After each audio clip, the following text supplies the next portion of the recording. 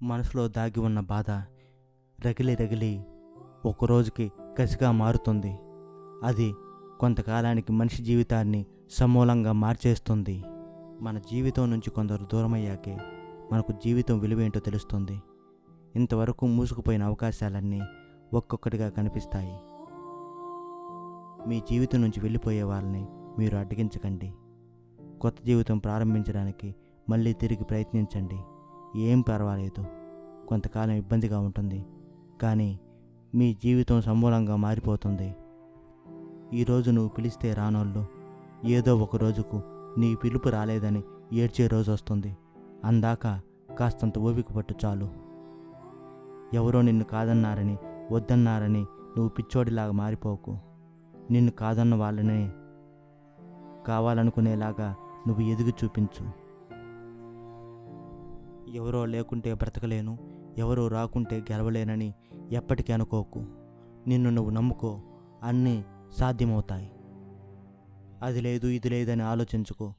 ఉన్నదానితోనే ఎలా ప్రయత్నించాలో, ఎలా పనిచేయాలో ఆలోచించు. అసాధ్యం అనుకున్నవన్నీ సుసాధ్యమై తీరుతాయి.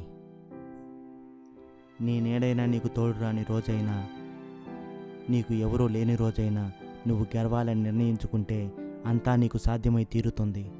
దేనికోసమో ఎవరి కోసమో ఆగిపోకు. ఎందుకోసమో పిచ్చి పిచ్చిగా ఎదురు చూడకు. నువ్వు ప్రయత్నించాలనుకుంటే, దృఢ సంకల్పం నీకుంటే అన్నీ సాధ్యమై తీరుతాయి. నిన్ను ఎవరూ నమ్మనప్పుడు నిన్ను నువ్వు నమ్ముకొని గెలిచే గెలుపు చాలా అద్భుతంగా ఉంటుంది. ఆ గెలుపులోనే కిక్కుంటుంది. ఏది ఏమైనా సరే నీ ప్రయత్నాన్ని, ప్రయాణాన్ని మాత్రం ఎట్టి పరిస్థితుల్లో విడిచిపెట్టకు. ప్రయత్నిస్తూనే ఉండు. ఏది ఏమైనా సరే ఒక రోజుకు ఖచ్చితంగా గెలిచి తీరుతావు. నువ్వు విజేతలాగా మారుతావు. బాధ కసిగా మారినంత వరకు నిన్ను అది ప్రతినిత్యం బాధ పెడుతూనే ఉంటుంది. ఆ బాధనే కసిగా మార్చుకో. దాన్ని నీ సంకల్పంతో ముడిపెట్టు. నీ లక్ష్యాన్ని గురిపెట్టు. అప్పుడే నువ్వు దేన్నైనా సాధించగలవు.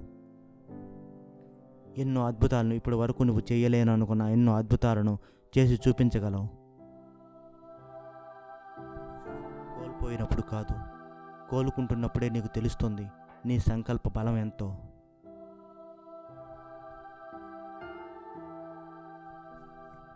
కొన్నిసార్లు తట్టుకునే శక్తి కన్నా కొన్నిటి నుండి తప్పుకునే శక్తే ఎంతో ముఖ్యం.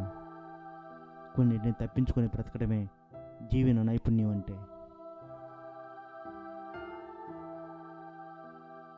నీ విలువ, నీ జీవితం విలువ నీకు తెలియనంత వరకు ఏదో కోల్పోయామన్న బాధ నిన్ను వెంటాడుతూనే ఉంటుంది.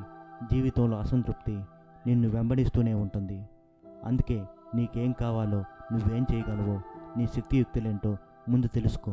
నీకేం కావాలో తెలుసుకొని నీ గమ్యమేంటో, నీ లక్ష్యమేంటో నిర్దేశించుకొని దాని వైపుగా నువ్వు ప్రయాణించు.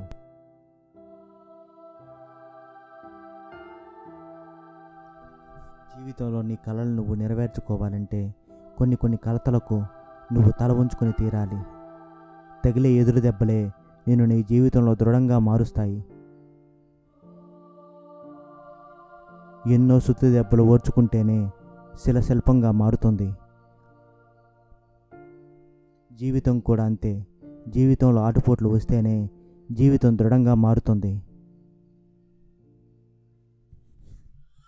జీవితం ఎవరిని వదిలిపెట్టదు, అందరినీ ఉతికారేస్తుంది.